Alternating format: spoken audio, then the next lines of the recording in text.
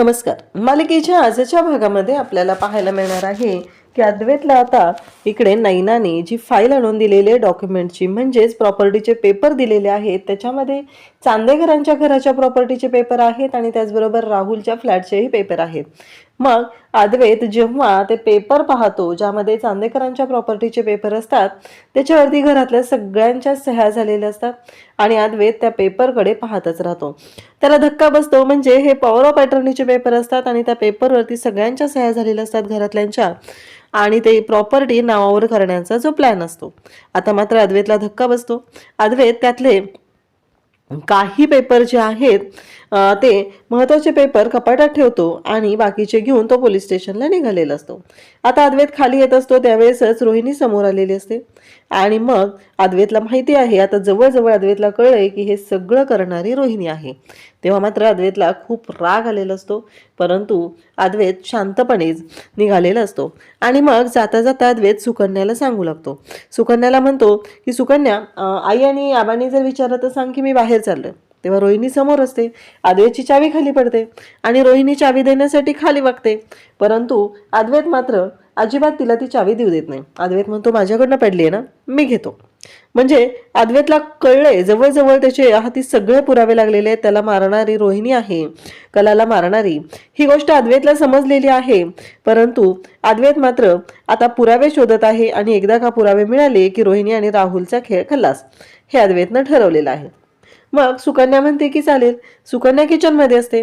खरं तर रोहिणीला खूप राग येतो. अद्वैत आता बाहेर येतो, गाडी काढत असतो आणि तेवढ्यातच ते काका, म्हणजे ज्या काकांकडे नंबर प्लेट आहे, ते उठतात आणि अद्वैतच्या गाडीच्या समोर येतात आणि अद्वैतला काहीतरी सांगण्याचा प्रयत्न करत असतात. अद्वैतला कळतच नाहीये की हे इथं का आलेले आहेत, यांचा काय संबंध आहे. हा विचार अद्वैतच्या डोक्यात सुरू झालेला असतो. अद्वैत म्हणतो तुम्ही इथे कसे आला आणि आत कसे आला, सिक्युरिटी, असं म्हणत अद्वैत बोलायला सुरुवात करतो. इकडे सुकन्या डबा भरत असते. रोहिणीला मात्र राग आलेला असतो. रोहिणीला ही गोष्ट पटलेलीच नसते की हे सगळं काय आहे, म्हणजे अद्वैत हिला सांगून जातो या दीडदमडीच्या मुलीला, पण मला काहीच सांगून गेलेला नाहीये, असं का केलं अद्वैतनं, म्हणत तिला राग आलेला असतो आणि ती मात्र म्हणत असते की नाही, काहीही झालं तरीही आता मी हिला बोलणारच आहे. मग सुकन्याकडे येते आणि सुकन्याला म्हणत असते तू नर्स आहे ना, तुला आबांची सेवा करण्यासाठी इथं ठेवलेलं आहे ना, मग हे सगळं काय चाललंय, या घरातल्या गोष्टींमध्ये इंटरफिअर का करतेस तू, असं ती विचारत असते. तेव्हा मात्र इकडे सुकन्या म्हणत असते हे बघा कसं आहे माहितीये का, तरीही ती ऐकतच नसते. ती म्हणत असते की तू किचनमध्ये काय करतेस आमच्या. मग सुकन्याला राग येतो. सुकन्या म्हणते की पहिली गोष्ट, मला इथे अद्वैत सरांनी अपॉइंट केलंय, घरी आल्या आल्या काय कामं करायची आहेत ही मला सरोज मॅडमनी सांगितलंय, आणि आबा, तर या तिघांनीच मला जाब विचारला पाहिजे, तुम्हाला तो अधिकार नाही, आणि मी उत्तर द्यायला जर बांधील असेल तर ती त्यांना उत्तर द्यायला बांधील आहे, तुम्हाला नाही. हे ऐकल्यानंतर आता रोहिणीच्या पायाखालची जमीन सरकते, कारण रोहिणीला तिने उत्तर दिले आणि तिने बंद केले तिची बोलती. ही गोष्ट आवडतच नसते तिला. खरं तर राग येत असतो. तिला कळतच नसतं की ह्या सगळ्या गोष्टी काय चाललेल्या आहेत आणि कशा पद्धतीने चाललेल्या आहेत, कारण जे घडत आहे ते मात्र खूप भयानक असतं. रोहिणी म्हणत असते की ही दीडदमडीची नर्स मला ऐकून जाते, माझ्याशी या पद्धतीने बोलते, संबंध काय आहे या सगळ्या गोष्टींचा, असं आता रोहिणी चिडलेली असते. अद्वैत आता बाहेर येतो. अद्वैत म्हणतो सौ तुम्ही इथे आत कसं आला. तेवढ्यातच तिथे सुकन्या येते. सुकन्या म्हणू लागते की अद्वैत सर, अहो ते काका आहेत माझ्या ओळखीचे आहेत. तेव्हा अद्वैत म्हणतो तुम्ही ओळखता त्यांना. तेव्हा सुकन्या सांगते की हो, अहो मी राहायचे ना, तिथंच राहतात ते, मी त्यांना जेवायला वगैरे द्यायचे ना, त्याच्यामुळं कदाचित ते आलेले असते. हे सगळं सांगितलं जात असतं. तेव्हा ते काका पण शांतपणे ऐकत असतात. सुकन्या त्यांना डबा देते आणि त्यांना म्हणू लागते की तुम्ही जा तिथे, तिथे नेहा आहे ना, नेहा तुमची काळजी घेईल आणि मी पण अधूनमधून भेटायला येत जाईल, असं त्यांना सांगते, जायला सांगत असते. आणि मग ते मात्र निघतच असतात. पण त्यांच्या डोक्यात येत असतं ते म्हणजे त्यांना त्या गाडीचं सांगायचं असतं, गाडीनं कसं उडवलंय, म्हणजे त्या गाडीने उडवल्यानंतर काय झालेलं आहे हे सगळं त्यांना सांगायचं असतं. पण त्यांना त्या गोष्टी काही व्यवस्थित सांगता येत नसतात. त्याचबरोबर इकडे पाहायला मिळतं की अद्वैत म्हणत असतो काय चाललंय हे सगळं, आणि अद्वैत त्यांच्यावर चिडत असतो, परंतु सुकन्या मात्र त्यांना शांत करत असते. अद्वैत म्हणत असतो की बरं ठीक आहे, जा आता तुम्ही. आणि मग त्यांना तेच ऐकायला येतं त्या माणसाचं की नाही. मग त्यावेळेस आता इकडे राहुल आणि रोहिणी आतमध्ये असतात आणि ते नाश्ता करण्यासाठी बसलेले असतात. तेव्हा राहुल आणि रोहिणी राहुलला म्हणते की राहुल, आता मी जे ऐकलंय ते तू पण ऐकलेस का, सांग बरं मला. तेव्हा दोघांनीही सेम ऐकलेलं असतं. नक्की काय झालेलं आहे असं म्हणत दोघंही बोलत असतात. आणि सुकन्या मात्र त्या काकांना समजवण्याचा प्रयत्न करत असते. सुकन्या म्हणत असते की ऐका. आणि त्याचबरोबर हे सगळं जेव्हा घडत असतं तेव्हा मात्र राहुल आणि रोहिणी तिथे येतात आणि त्या दोघांनाही धक्का बसतो. कारण तो जो आवाज असतो तो आवाज हा त्या त्या काकांचाच असतो, म्हणजे ज्यांच्याकडे ज्या वेड्याकडे नंबर प्लेट आहे त्यांचा आवाज असतो. आता रोहिणी आणि राहुल घाबरलेले असतात. सुकन्या त्यांना जायला सांगत असते आणि तेवढ्यातच आता तिथे अद्वैत त्या दोघांकडे पाहतो. नक्कीच काहीतरी वेगळं अद्वैतला कळतं. अद्वैत म्हणतो की हे दोघं एवढे का घाबरले, असं काय घडलं अचानक की हे दोघं एवढे घाबरलेले आहेत. हा विचार अद्वैतच्या डोक्यात आलेला असतो. आणि त्याच वेळी इकडे अद्वैत म्हणतो की नाही, नक्कीच असं काहीतरी कनेक्शन आहे आणि जे या दोघांशी रिलेटेड आहे. या काकांना बघून ते घाबरलेले आहेत आणि ते काहीतरी मला पुरावा द्यायचा प्रयत्न करतायत. हे सगळं जेव्हा घडत असतं तेव्हा मात्र अद्वैत आता सुकन्याने तर जायला सांगितलंय आणि इकडे रोहिणी म्हणत असते काय आहे हे, कारण ते काका रोहिणी आली की रोहिणीच्या अंगावर धावून जातात. आता रोहिणीच्या अंगावरती धावून गेल्यानंतर अद्वैतला बरोबर क्लिक होतं की यामागं काहीतरी वेगळं आहे आणि म्हणून तर ते काका रोहिणी आत्याच्या आणि राहुलच्या अंगावर धावून गेलेले आहे असं म्हणत रोहिणी आत निघून जाते. आणि आता मात्र रोहिणी आत निघून गेल्यानंतर ते काकाही गेलेले असतात. आणि इकडे अद्वैत सुकन्याला म्हणत असतो काय झालं, काय होतंय. तेव्हा सुकन्या म्हणत असते नाही काही नाही. तेव्हा अद्वैत म्हणतो मला सांग ते काका कुठे भेटतील आपल्याला. तेव्हा सुकन्या सांगू लागते की ते काका एकतर मंदिरात भेटतील देवीच्या, किंवा आम्ही राहतो तिथे त्या घराच्या जवळ भेटतील. हे ऐकल्यानंतर अद्वैत म्हणतो की चालेल, चल आपण जाऊया असं म्हणत अद्वैत सुकन्याला घेतो आणि निघालेला असतो. इकडे रोहिणी म्हणत असते की त्या राहुलला की अरे अद्वैतला संशय आलेला आहे, आपल्याला काहीतरी केलं पाहिजे, लवकरात लवकर हालचाल कर, काहीही झालं पाहिजे, परंतु इकडे आपल्याला लवकरात लवकर शोध घ्यायचा आहे असं म्हणत ती सांगत असते. इकडे आता काका बरोबर घरी येऊन थांबलेले असतात. सुकन्या आणि अद्वैत तिथं आलेले असतात. सुकन्या विचार करत असते की अद्वैत म्हणतात ओ मिस्टर. सुकन्या म्हणते अहो असं नका बोलू सर, अहो त्यांना काका म्हणा तुम्ही, आणि तुम्ही जर असं त्यांच्याशी रागाने चिडून बोललात ना ते अजिबात उत्तर देणार नाही, तुम्हाला काय हवंय ते. हे ऐकल्यानंतर अद्वैत म्हणतो होय का, ठीक आहे. आणि मग अद्वैत त्यांना विचारू लागतो की मला तुमच्याशी बोलायचं आहे, पण ते बोलायला तयारच नसतात. सुकन्या विचारते मगाशी तुम्ही घाबरला होता ना. तेव्हा अद्वैत म्हणतो हा सॉरी या, काय झालं माहिती आहे का, मला माहीत नव्हतं ना, म्हणून मी तुमच्यावरती थोडंसं अचानक तुम्ही दिसलात ना समोर म्हणून बोललो. तेव्हा सुकन्या म्हणते की शांतपणे बोला सर. आणि मग इकडे काकांना सुकन्या म्हणू लागते की आपण फ्रेंड आहोत ना, मला सांगा बरं. तेव्हा काका म्हणतात की हो. आणि मग सुकन्या म्हणते की तुम्हाला माहिती आहे ना फ्रेंड म्हणजे काय असतं ते. मग अद्वैतही त्यांच्याकडे जातो, त्यांना त्यांच्याशी हँडशेक करतो आणि अगदी हसून बोलू लागतो. त्यांना म्हणू लागतो की फ्रेंड आहोत ना आपण, आता मी पण आजपासून तुमचे फ्रेंड असं अद्वैत सांगू लागतो. तेव्हा मात्र ते काका म्हणत असतात की हो. मग अद्वैत विचारतो की तुम्ही मला पण घाबरलात का.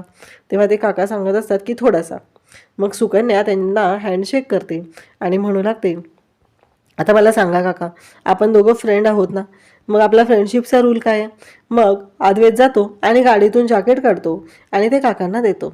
आणि मग ते जॅकेट जेव्हा अद्वैत काकांना देतो तेव्हा त्यांना सांगू लागतो की हे बघा, हे तुमच्यासाठी आणि तुम्ही घाला, कारण तुम्हाला थंडी असते ना म्हणून दिलंय असं अद्वैतने आवर्जून सांगितल्याबरोबर इकडे ते काका म्हणतात की हो.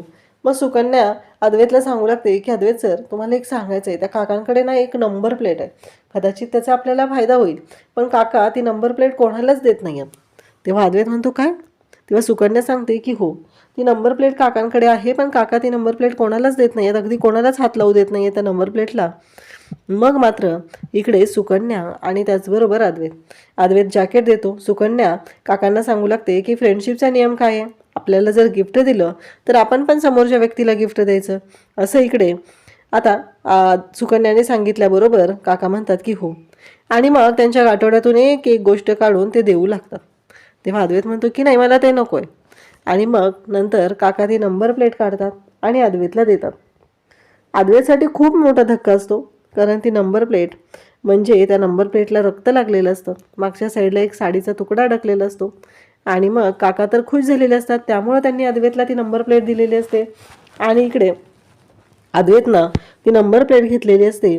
आणि तेव्हा मात्र इकडे पाहायला मिळतं ते म्हणजेच की काहीही झालं तरीही आत्ता वाट लागलेली असते ती म्हणजे रोहिणी आणि त्याचबरोबर राहुलची. कारण त्यांना कळायचं बंद झालेलं आहे की या सगळ्या गोष्टी अशा घडतील असं स्वप्नातही वाटलं नव्हतं. काकांनी ती नंबर प्लेट अद्वैतला दिल्यानंतर अद्वैतला खरं तर खूप बरं वाटलेलं असतं. आणि अद्वैतला कळतं आणि त्या क्षणी त्या नंबर प्लेटच्या पाठीमागे असलेला तो साडीचा तुकडा म्हणजे तशीच साडी कलाने नेसलेली होती हे सुद्धा अद्वैतला आठवतं. मग अद्वैत मोबाईलमधला फोटो बघतो आणि म्हणू लागतो की चला, आता त्याला कन्फर्म झालेलं असतं. आणि मग इकडे सुकन्याला सुद्धा तो प्रसंग आठवू लागतो जो अपघाताच्या दिवशीचा होता तो. म्हणजे समोरून सुकन्या येत असते, तिकडून कला येत असते आणि अचानक एक गाडी येते. भरधाव वेगाने ती गाडी आलेली असते आणि त्या गाडीला इकडे उडवलं जातं आणि ही गाडीकडूनच उडवलं जातं. हे सगळं इकडे अद्वैतला इकडे सुकन्याला आठवत असतं. अद्वैतला आता कळलेलं असतं की म्हणजे ही गाडी आता लवकरात लवकर ह्या गाडीचे डिटेल्स काढले पाहिजेत असं म्हणत अद्वैत आता गाडीत येऊन बसतो आणि RTO ऑफिसला फोन लावतो. मग तो RTO ऑफिसला फोन लावून म्हणतो की देशपांडे, एक काम होतं माझं, मी एक नंबर पाठवतोय, त्या नंबरचे मला डिटेल्स हवेत.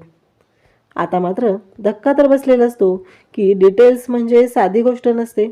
आणि जेव्हा ते गाडीचे डिटेल्स मिळतात आणि पत्ताही मिळतो, अद्वैतला कळतं की निलेश सावंत या व्यक्तीने व्यक्तीची ती गाडी आहे, त्या व्यक्तीच्या नावावरती गाडी आहे.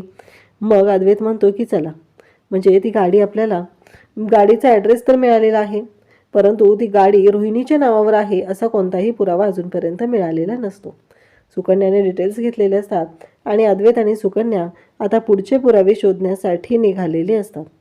त्यासोबतच इकडे पाहायला मिळतं ते म्हणजेच की अद्वैत विचार करत असतो. सुकन्याला म्हणतो की आपण एकदा का तिथे गेलो की आपल्याला सगळ्या गोष्टी क्लिअर करतील असं अद्वैत सांगू लागतो. आणि मग इकडे राहुल रोहिणीला फोन करतो आणि रोहिणीला म्हणत असतो की अगं मामा, मी खूप शोधलं, मला ना कळतच नाहीये, मला काहीच हाती लागत नाहीये. तेव्हा रोहिणी म्हणत असते की काही करून तो माणूस आपल्या हाती लागला पाहिजे राहुल, नाहीतर आपण अडकलो, एवढं लक्षात ठेव. इतक्या दिवस आपण शांतपणे सगळ्या गोष्टी हँडल करत होतो, ते सगळं संपून जाईल असं इकडे रोहिणी सांगत असते. तेव्हा मात्र राहुल म्हणत असतो की हो मामा, पण मी त्या माणसाला शोधण्याचा खूप प्रयत्न करतोय, पण मला कुठंच तो माणूस सापडत नाहीये. मला कळत नाहीये की काय झालंय नक्की, तो माणूस कुठं गायब झालाय ते.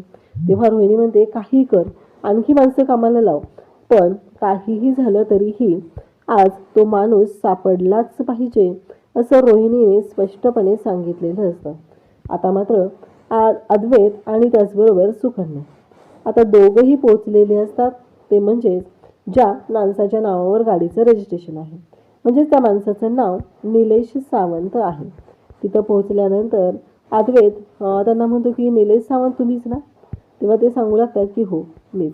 तेव्हा अद्वैत म्हणतो की मला एक प्रश्न विचारायचा आहे की तुम्ही जी गाडी होती ती गाडी, तेव्हा तो म्हणतो की नाही, मला नाही माहिती, कसली गाडी, तुम्ही कशाबद्दल बोलताय असं विचारल्याबरोबर इकडे अद्वैत त्याची कॉलर पकडतो आणि सुकन्याला म्हणतो की यांना याच भाषेत बोललं तर कळतं, यांना वेगळ्या भाषेत बोलल्यावर अजिबात कळत नाही असं म्हणत अद्वैतने कॉलर धरलेली असते. आणि त्याचबरोबर अद्वैत आता त्यांना जाब विचारू लागतो. तेव्हा ते म्हणतात की ती गाडी आहे ना, मी एका गॅरेजवाल्याला विकलेली आहे त्या चौकातल्या, आणि त्याचा ॲड्रेस दिला जातो. आणि मग त्या गॅरेजवाल्याकडे आता जायचं आहे. त्या गॅरेजवाल्याकडे गेलं की बऱ्यापैकी गोष्टी हाती लागणार आहेत हे स्पष्ट असतं. मग आता अद्वैत आणि सुकन्या त्या गॅरेजवर येतात. त्या गॅरेजला विचारतात की ही गाडी जी होती या नंबर प्लेटची कोणाला विकलीस? तो म्हणतो ओ कसली गाडी, काय काय नाही माहिती, मला आठवत नाही आहे. आता गॅरेजवाला उडवाउडवीची उत्तरं देतो. आता मात्र इकडे अद्वैत शांत बसणार नसतो. अद्वैत म्हणतो सुकन्या, पोलिसांना कॉल कर. नाही, असा हा उत्तर देत नाही ना, पोलिसांना कॉल कर असं सुकन्याने सांगितल्याबरोबर इकडे सुकन्या पोलिसांना फोन लावू लागते. तेव्हा तो म्हणतो अहो पोलीस कशाला, सांगतो मी. एक दोघं जण आली होती. ती एक बाई होती ना, ती काही लई वयाची नव्हती, पोरगं होतं ते मोठं होतं, पण ती मायलेकरं होती असं तो सांगू लागतो. कारण ते पोरगं जे होतं ना, ती मम्मा मम्मा म्हणत होतं आईला. तेवढं मला कळलं की ती त्याची आई आहे ती. अद्वैत म्हणतो की CCTV फुटेज. तेव्हा तो माणूस म्हणतो, अहो साहेब कुठं आहे CCTV कॅमेरा इथं? तेव्हा अद्वैत समोर असलेल्या CCTV कॅमेऱ्याकडे बोट करतो आणि म्हणतो की लावू का फोन पोलिसांना सांग. असं म्हणत अद्वैत पुन्हा बोलू लागतो आणि आता मात्र त्याच्याकडे काहीच पर्याय नसतो आणि तो म्हणत असतो की हा देतो. आणि मग बरोबर 6 महिन्यापूर्वीचं CCTV फुटेज अद्वैतच्या पुढं ओपन होतं आणि त्याच्यामध्ये स्पष्टपणे दिसतं ते म्हणजे ती गाडी घ्यायला आलेली कोण आहे ते. आता मात्र अद्वैतला धक्का बसतो, कारण आता तर फायनल झालेलं असतं. ती गाडी जी आहे ती रोहिणीने विकत घेतलेली आहे आणि कलाला संपवणारी रोहिणी आहे. म्हणजे अगदी ऐन वेळी ही खरेदी करून गाडी घेतलेली असते, का तर आज त्यांना संपवायचंच आहे एवढंच ठरवलेलं असतं. आणि अद्वैत आणि सुकन्या दोघंही CCTV फुटेज पाहतात. अद्वैतला माहितीच होतं की हे सगळं रोहिणीने केलेलं आहे, पण आता एक एक पुरावा गोळा करत अद्वैत पुढे चाललेला आहे आणि सुकन्याला इकडे त्रास होऊ लागतो. तिला बरोबर तो प्रसंग आठवतो, तो ॲक्सिडेंटचा प्रसंग आठवतो आणि सुकन्याला खूप त्रास होऊ लागतो. म्हणजे नेमका त्या दिवशी सुद्धा सुकन्याला असाच त्रास झालेला होता आणि तिला त्यावेळेस हार्टचा त्रास होता. आता हार्ट ट्रान्सप्लांट झालेला आहे तरीही सुकन्याला त्रास होत आहे. आणि तेव्हा मात्र इकडे सुकन्या अद्वैतला म्हणत असते की हे बघ चांदेकर, अद्वैत तू आधी तो जो व्हिडिओ आहे ना तो मोबाईलमध्ये घे तुझ्या. मला नाही काय होतं, मी ठीक आहे, तू पहिलं तो व्हिडिओ घे. त्यातून पण सुकन्याने अद्वैतला एक मोलाचा सल्ला दिलेला असतो की पहिलं ते फुटेज आहे ते मोबाईलमध्ये तुझ्याकडे घे. जोपर्यंत ते तुझ्याकडे येत नाही तोपर्यंत आपण काहीच करू शकणार नाही, असं इकडे सुकन्याने सांगितलेलं असतं. आणि मग मात्र अद्वैत ते फुटेज जे आहे ते ताब्यात घेऊ लागतो. तेव्हा अद्वैत म्हणत असतो पटकन दे. शेवटी त्या माणसाचा मोबाईल स्वतःच्या हातात घेतो आणि ते फुटेजचा जो व्हिडिओ आहे तो सेंड करतो. इकडे सुकन्याला खूप त्रास होऊ लागलेला असतो. अद्वैत म्हणत असतो तू ठीक आहे ना? तेव्हा सुकन्या म्हणत असते की हो. मग तो शेवटी म्हणतो की ते शेजारी एक हॉस्पिटल आहे, आपण तिथे जाऊया, मी तुला तिथे घेऊन जातो. असं म्हणत अद्वैत आता सुकन्याला घेऊन निघालेला असतो.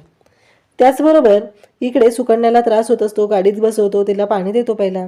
त्याचबरोबर नंबर प्लेटसुद्धा अद्वैतनं ती सोबत घेतलेली आहे, कारण शेवटी ते एव्हिडन्स आहेत आणि ते जपून ठेवणं तेवढंच गरजेचं आहे. आणि त्याचबरोबर इकडे पाहायला मिळतं ते म्हणजे अद्वैत सुकन्याला शांत करत असतो आणि सुकन्याला म्हणत असतो की काहीही झालं तरीही आता आपल्याला गेलं पाहिजे, हॉस्पिटलला जाऊया असं सांगू लागतो. आणि त्याचवेळी आता सुकन्याला घेऊन तो हॉस्पिटलला येतो. उद्याच्या भागात आपल्याला पाहायला मिळतं की अद्वैत हा सुकन्याला घेऊन हॉस्पिटलमध्ये आलेला आहे आणि तिथे डॉक्टर अद्वैतला सांगतात की अहो यांचं 6 महिन्यापूर्वी हार्ट ट्रान्सप्लांट झालेलं आहे. आणि त्याचबरोबर हे सगळं जेव्हा घडत असतं तेव्हा मात्र अद्वैत त्यांना म्हणतो की काय, म्हणजे 6 महिन्यापूर्वी कलाला इथेच ॲडमिट केलं होतं, म्हणजेच कलाचं हार्ट मी ज्या व्यक्तीला दिलेलं आहे ती व्यक्ती सुकन्या आहे, ही गोष्ट अद्वैतच्या समोर आलेली असते. आणि मग मात्र अद्वैत पाहतच राहतो. अद्वैतला तर धक्का बसलेला असतो की हे सगळं काय आहे आणि ह्या गोष्टी अशा कशा झालेल्या आहेत, असं म्हणत अद्वैत विचार करू लागलेला आहे. आणि आता अद्वैत म्हणतो की ज्या व्यक्तीचं तोंडही मी पाहणार नाही असं मी म्हटलं होतं, त्याच व्यक्तीची मदत आज मी घेत आहे. कलाला न्याय मिळवून देण्यासाठी ती व्यक्ती मला मदत करत आहे.